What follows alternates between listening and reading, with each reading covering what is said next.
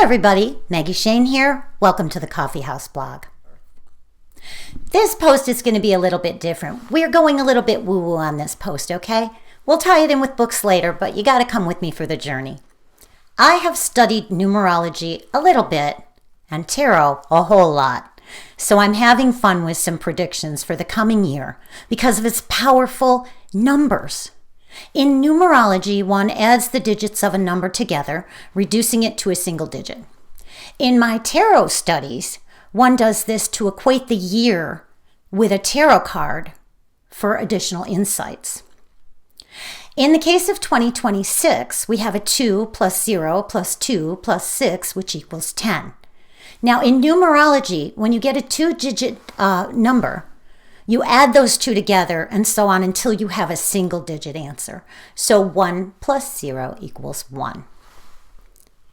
But in this case, both the 10 and the 1 hold powerful meaning for two reasons.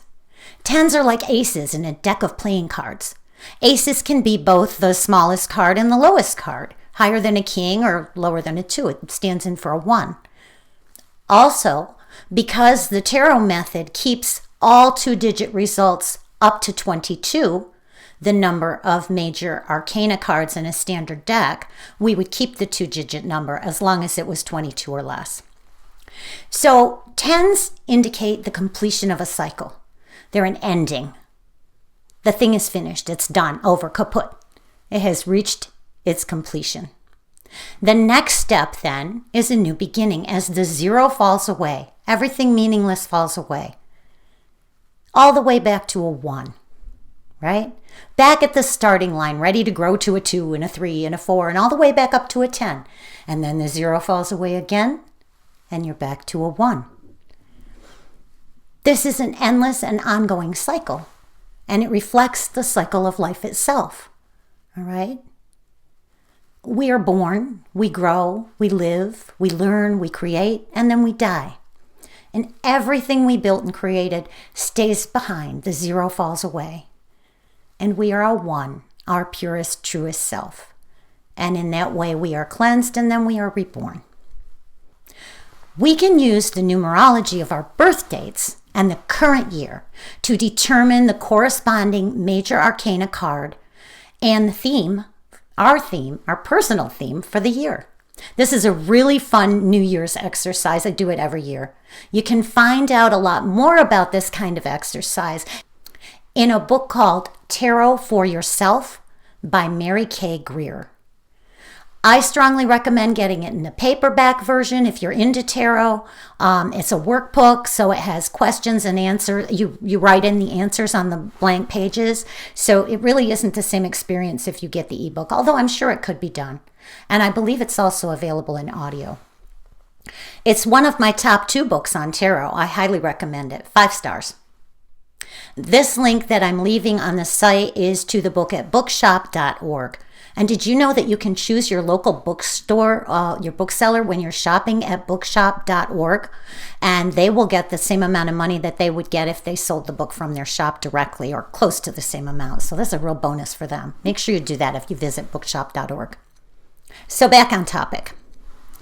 It works like this. You add up the numbers of your birth date, but use the current year. And for me, that works out to 18. So 18 is my year number, and that corresponds to the moon in tarot. I'll be studying that card as the year begins, and also the further breakdown of the 18. 1 plus 8 equals 9, which is the Hermit card, called the Seeker in my favorite deck. I'm pondering the myriad implications of these cards for my coming 12 months. But meanwhile, I'm equally interested in my nation's year card. Since our birthday in the USA is most widely accepted as July 4th, let's plug those numbers into the formula and see what we come up with. 7, July, plus 4, the 4th, plus 2 plus 0 plus 2 plus 6, 2026, equals 18. Hey, wait a minute. Does that mean that my nation and I are on the same page this year? Or maybe it's more that we'll both be on a similar journey through our ongoing evolution. That was surprising when I realized that. As I wrote the post, I realized that the 18 was the same number. So let's explore the cards and their meanings, although with the caveat that every card in the tarot is said to have 500 potential interpretations. And that's just an arbitrary number that's really just trying to convey that it's subjective. You read the cards based on the order in which you lay them out. You read them according to what cards came before it and after them, or above and below them in the spread. You read them especially based on the feelings that well up within you as you study the card. Okay, so let's begin with the larger number, as this is the way the Ellen Reed book instructs us to interpret it. 18. Same number for the nation and for me this year, and that's the moon, the card of illusion, deception or self-deception, being bewildered and unclear, having to look deeply at subconscious fears that might be driving your actions, becoming disillusioned with or estranged from someone or something you believed in. Introspection, developing psychic abilities, learning to flow with your feelings rather than being swamped by them or driven by them, paying attention to dreams and visions and fantasies to understand what your subconscious is trying to tell you, karmic relationships from the past that must be worked on, evolution. Now, the meanings in the Kabbalah-based deck, the Witch's Tarot, my favorite deck, physical evolution, learning about nature, accepting that which is hidden, looking beneath the surface, seeing through the veneer, that which is hidden comes to light. Look at the card. There's a dog and a wolf. The dog represents the familiar, the safe, that which we know, our normal, our tame and civilized self. The wolf represents the wild and unfamiliar, the parts we don't let loose as often, our wild, uncivilized cave woman side. They are different. Man's best friend on the right, a deadly predator who'd eat you just as soon as look at you on the left. Yet their DNA is 98.8% the same. And the two sides of us, the wild and the tame, are 100% the same. Look at the water in the foreground of the picture, of the card. The surface is choppy and dangerous looking, and there's a lobstrosity snapping its claws in your general direction. And there's a book and a movie reference in that last sentence if you'd care to play along. But beneath the surface, the water's calm and peaceful fish float past each other. Fish represent the serenity of deep wisdom. Water is healing and transformation, but you can't get to that without moving past the lobstrosity. Now look at the path. There's a giant man-eating spider on that path. That's intimidating. But no, wait, only 6 legs. That's no spider. That's a scarab beetle, which represents resurrection and rebirth. The scarab rolls dung balls from east to west, always from east to west, representing the journey of the sun as it rises, crosses the sky, sets again in the west, and then travels through the underworld by night, only to rise again the next morning.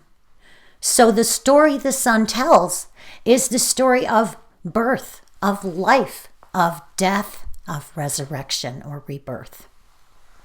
Now the beetle morphs tremendously from grub stage to winged beetle, so it's a powerful symbol of metamorphosis. There's great change needed to reach our goals, and great change underway on this particular part of our journey, my nation's and my own. Great change. It mentioned physical change earlier. I've definitely ticked my lifestyle up another notch, even healthier level for the new year. I'm taking whole new strategies with my work as well.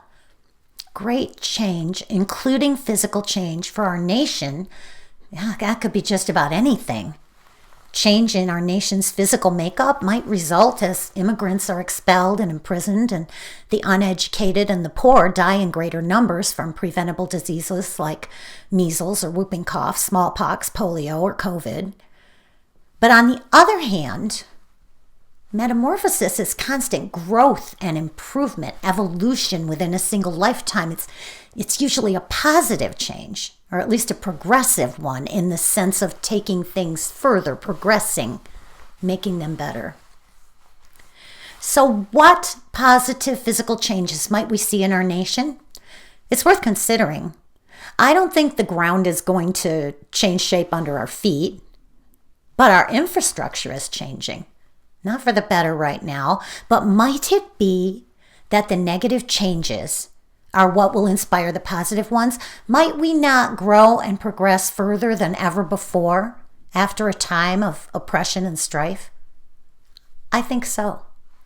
Taking it all together, it seems we'll be seeing big changes this year as we evolve beyond our current reality. We'll bravely move through the scary surface level, past the lobstrosity, to get to the wisdom and improvement that lies beneath and on the other side. Old wounds, I think, must be faced and healed. Deceptions no longer work. We can see the reality now. I can see this applying equally to myself and my country, and in remarkably similar ways. There are old wounds from my childhood that have never healed, and our nation has old, unhealed wounds too. Genocide, slavery, war, violence, lynchings, rapes, pollution. And then there are the horrors inflicted upon our children by sexual predators that has been known but ignored for far too long. 1 out of 3 women in this country have been sexually assaulted by an adult when they were still a child. We all know it. I was a victim of sexual abuse from age 11 to age 15. I thought I was alone, a freak, that what was happening was somehow my fault. I was flawed. This didn't happen to normal girls. It's only now that I realize it was happening everywhere, and it still is. I feel that as a nation, we're waking up to some harsh truths we've long wished to deny. I think we're becoming disillusioned with the glamorous mask of wealth and power, and we're seeing the ugliness underneath. I think we're recognizing that the topics that feel too dangerous or scary to discuss must be brought into the light if we're ever going to get past the surface level chaos and down to the true wisdom, healing, and peace. But it's a difficult path, and it requires us to wade straight into those dangerous, scary-looking places. We can't get to the other side in any other way. We have to walk through the chaos, the darkness. We have to walk through it into the light. We have to face it and make it better. I think 2026 is a year about having the difficult conversations and doing the difficult things required to evolve to our next stage. And I think we have to.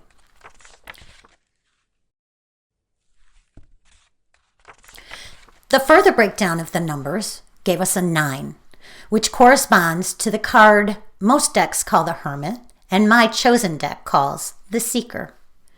Traditional meanings: solitude for the purpose of learning, research, a search for meaning, preoccupation with details, examining things concealed or hidden, a journey, timing, a need to plan and take things slowly, mastery of what you've been working on, a teacher, guide, guru, counselor, expert, or friend to help you with your inner search, or being that teacher, guide, guru, expert, or friend to someone else. It's a time to observe and keep silent. The Kabbalah meanings from the Witch's Tarot deck that I prefer: a search for light, a desire to go a little further, progress, reaching out to the ancient ones for wisdom, a quest for a teacher, or possibly becoming a teacher, especially a spiritual teacher. And despite that the card is a 9, the book says it resonates with the number 10, which brings us right back around to 2026 equals 10 equals 1. A cycle ending, a cycle beginning. Looking at the Seeker card, it reminds me of the Fool card in the same deck. It's the card of pure potential and childlike faith, the Fool. Both cards depict a person that might be on the edge of a cliff. The Fool has complete faith and is walking along, not looking down, confident that wherever they end up will be exactly where they're meant to be. But the Seeker is not racing forward in faith. They are older and wiser and have been through some shit. So they're not only looking ahead, they're holding up a light to try to see what's out there. They aren't racing forward, they're standing still, studying the path ahead. But that light they hold up is also a beacon, guiding the way for others. It lets those ahead know they're coming, and those behind find their way. The Seeker not only searches, but also guides. However, the Seeker moves slowly and deliberately, taking care with each step. I think there are times in life for racing ahead in giddy delight, in perfect love and perfect trust like the Fool. And I think there are probably times for standing still and holding up our light. I'm the race ahead and trust type and always have been. Leap and a net will appear, that kind of thing. But not everyone moves at that pace, and maybe I shouldn't always be either. Maybe by pausing and holding up our lamps and seeing what's out there, we give the slower walkers time to catch up, and we give ourselves time to get oriented and achieve clarity. Maybe we reach the first peak and then pause and just beam for a little while and let others find their way to us. Maybe the message is that we should take a breath after reaching a big goal and let ourselves shine within that new achievement for a little while. Celebrate the wins along the way before beginning the next leg of the journey. I could go on. When I read for other people, they get 15 or 20 pages. I still do that, by the way. Email me, set up a reading. I could dig and probe the various ways to interpret these cards for the rest of the morning. But I think I'm going to stop here and let you ponder them for yourselves, because what's really important is what they mean to you. That's the key lesson of the tarot. Pondering is one of the things seekers and hermits do best. This might be my year for being a little bit more deliberate and thoughtful, for taking my time to really see beneath the surface before rushing ahead based on emotion alone. For me, the cards seem to suggest a cycle is ending and a new one is beginning. I'm going to mull on that all week long as the year wanes and maybe do an end of the year tarot reading for myself to get some deeper insights. Listen, if you enjoy esoteric topics like this, you're going to love my books about witches, where I get to weave all kinds of authentic witchy wisdom into the stories. I have 2 witch-themed series of 4 books each, and several standalone witchy stories, and a couple of nonfiction books, and an entire blog on the subject, blissblog.org. So that's my post for today. I hope you enjoyed it. I hope you'll let me know what you think of the new video format. I promise the lighting's going to get better. And I hope you have a wonderful in-between week. And I wish you a new year full of peace and beauty, love and joy, and all things good. See you next week. Bye.